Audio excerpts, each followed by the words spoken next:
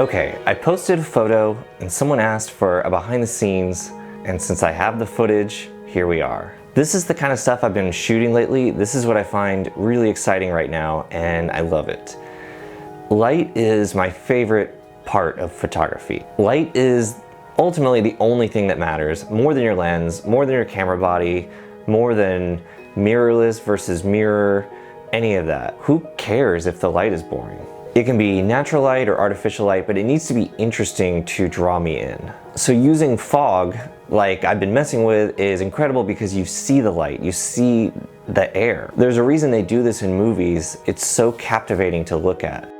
So to do this, we need a cheap fog machine, one or two of these lights. It's an Amaran 100D and it's great. They are not sponsoring this, but these are really nice. You can use strobes, but for video and for just being able to see the light constant, this is the way to go. And you need a space that you can fill with fog, and for me, park a car in it.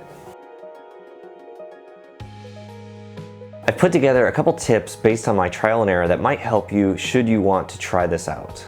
So first off, use a fan to whip up the smoke into a haze. When it comes out of the machine, it has this defined smoke texture. I don't necessarily want that because that has a bad connotation with cars. With a fan, you can control the texture of the fog. On a low setting, it churns it into a nice even haze, and then it's really beautiful how the light passes through that. You don't want to blow it out of your shot, so just keep that in mind, and it helps to have someone else that can keep triggering the smoke machine.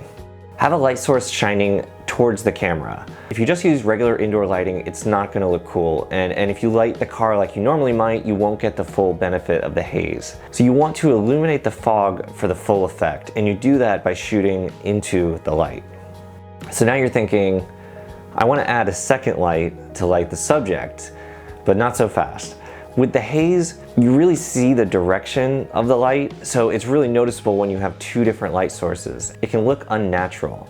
So try using like the car's lighting or bounce the light you have, or just be okay with a shadowy composition before you add that second light. When you're creating an atmosphere in the room and all of it is illuminated, when the air is illuminated, sometimes the absence of light on your subject can be way more dramatic than seeing it.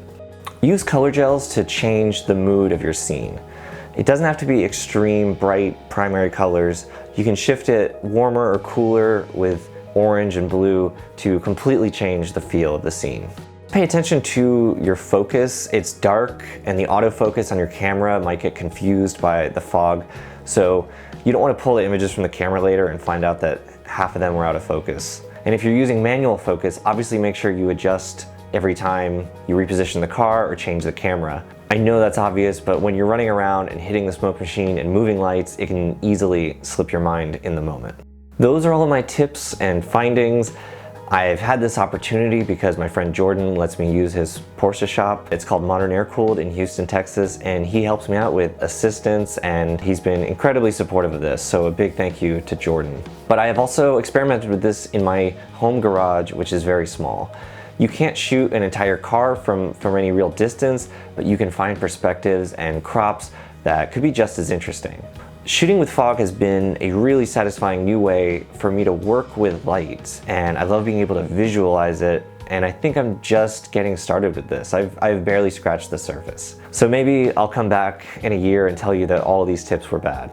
Until then, please like this and subscribe and ask me questions, and if it's possible, try this on your own because it's really fun. I have links in the description to the gear I used if that helps, and I will see you next time.